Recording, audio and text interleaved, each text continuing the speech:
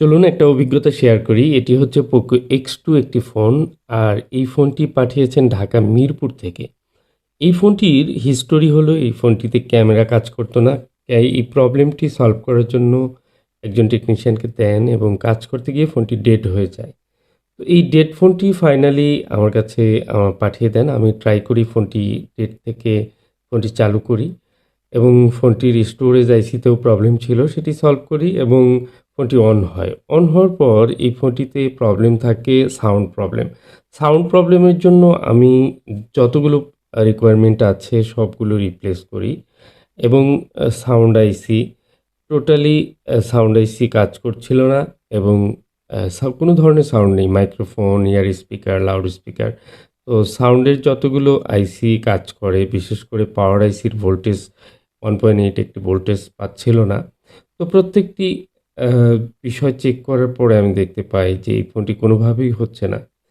তো যেহেতু ডেড একটি ফোন সম্পূর্ণ কমপ্লিট হয়েছে, ক্যামেরা ঠিক রয়েছে, সবকিছু ঠিক রয়েছে, কিন্তু শুধু সাউন্ডের কারণে এই ফোনটি কিন্তু আমি ডেলিভারি দিতে পারছি না।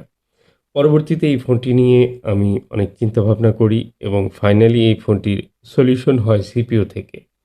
তো সিপিইউ দেখতে খুব ভালোই ছিল, কিন্তু সিপিইউর ইন্টারনালি ড্যামেজ হয়েছে সাউন্ডের পার্টে।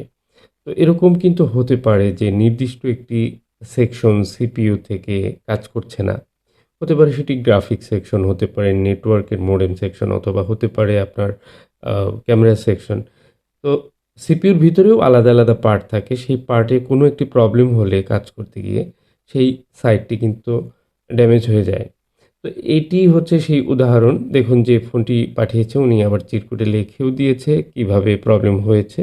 তো এটি ১ম এ পেছনের ক্যামেরা কাজ করতো না, এরকম সমস্যা ছিল। এরপর কাজ করতে গিয়ে ফোনটি ডেড হয়ে যায়। তো যাই হোক ফাইনালি যখন আমি সিপিইউটি নতুন রিপ্লেস করি, তারপর কিন্তু সাউন্ডের প্রবলেম সলভ হয়।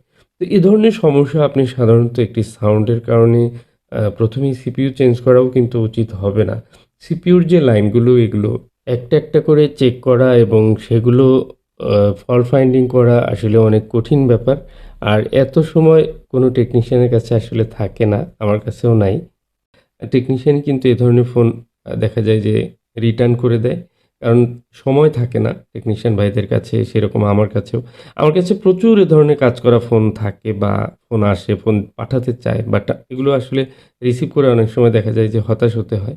তো যাই হোক ফাইনালি এই ফোনটি যেহেতু সলভ হয়েছে আপনাদের সাথে শেয়ার করে রাখলাম। আশা করি